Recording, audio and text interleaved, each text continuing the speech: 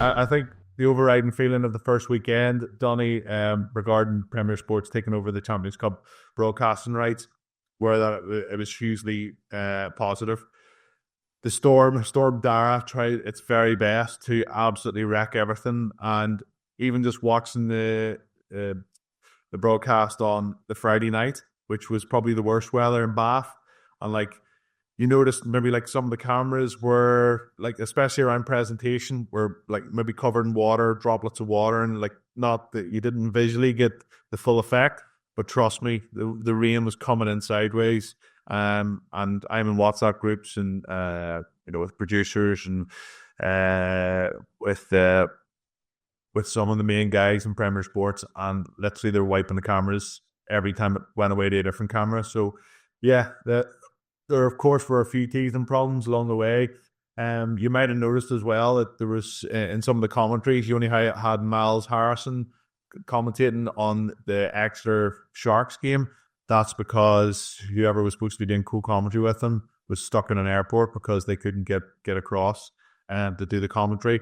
Same again with Mark Robson, with Claremont and Benetton. I think it was one of the Scottish lads was supposed to do that. So just things like that. People tune in and go, "What's going on here? That seems pretty average." You've only got a main commentator. Well, there are reasons behind the scenes of why that did happen. But yeah, all in all, really, really positive.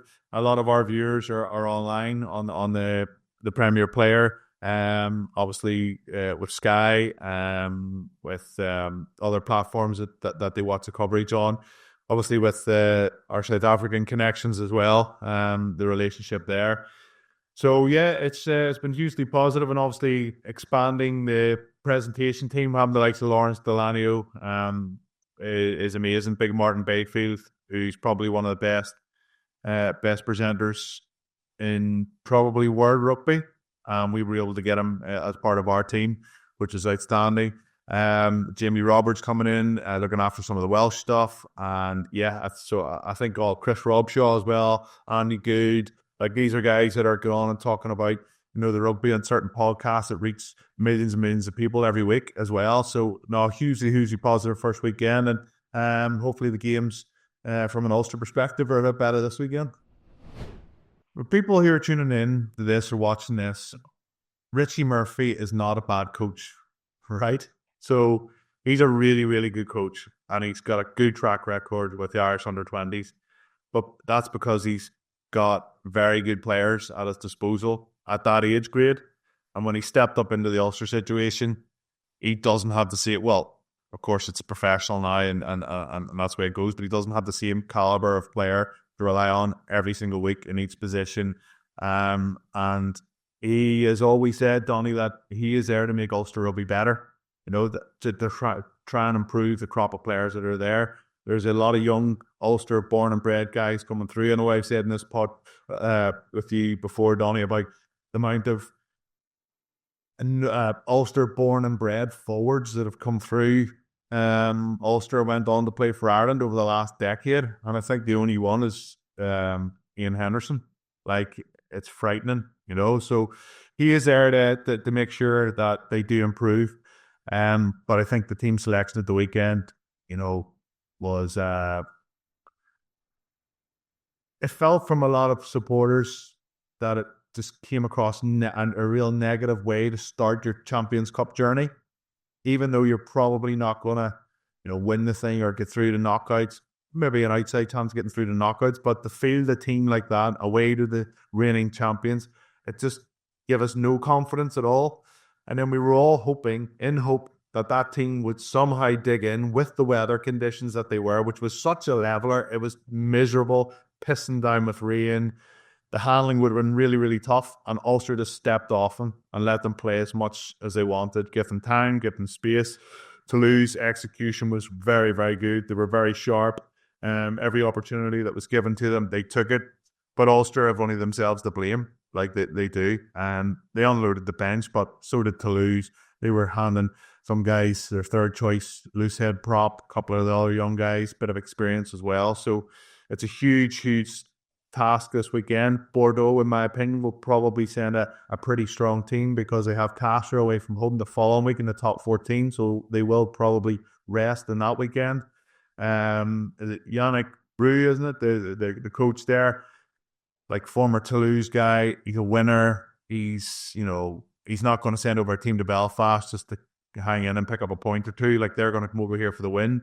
So it's a mountain to climb for Ulster. It really is a mountain to climb. It's the biggest defeat of the weekend, sitting bottom of every log that you can think of. And I'd say the confidence is pretty much down there as well. I'm not writing Ulster off at this moment in time. And the reason for that is because they are home this weekend. They've shown in the past, even in my era as well, Donnie, that they can receive a hiding pretty quickly and then back it up with a very good performance. No, back when we were playing, was it Leicester, 45-0 away from home, beat them by 50 at home, literally a week later. So I know it's a different outfit this weekend in Bordeaux, but, I give them a chance of getting a win for sure this weekend. And let's face it, if they don't, they're gonzo. Yeah, I think so. I think Toulouse and Leinster probably showed why they are still the two hot favourites for the competition. I think Leinster, as in previous years, are probably slight favourites ahead of Toulouse, but genuinely it's frightening the bench that brought on. The first half was dire. It was awful, littered with mistakes.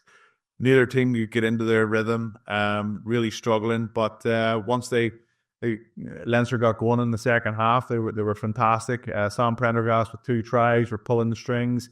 Snyman obviously coming off the bench. Jordy Barrett, Doris, as you talked about, really making a huge impact. So they're going to be a threat. Claremont, I'm working the game on Saturday evening. I think it's 5 o'clock, 5:15 or something in the Aviva Stadium. I'll be there. I'm doing commentary for Premier Sports on that game. And yeah, Claremont with a 5-point home win against Benetton last weekend. I think they'll maybe make a few changes, rest a few players as well. I think Leinster will mix and match again a little bit. Maybe you'll see Jordy Barrett get his first start for Leinster. Maybe you won't. We'll wait and see. But yeah, it's going to be a tough ask for Claremont to get anything out of the game. It's not the same Claremont that we were all salivating over, 7, 8, 9, 10 years ago when they were always in the business end of the season. It's not the same Claremont at the minute, but let's hope that they throw up a couple of surprises during that game. Yeah, sure will. Craig Casey, WWF champion, like he's claiming all the belts after being DDT'd by the Stade Francais player, or whoever it was, red carded, absolutely horrendous tackle. I know he probably realised halfway through what he was doing and that he needed to put him down sideways, and he did. But that wasn't enough to get away with it. There was stupidity. The other red card was crazy.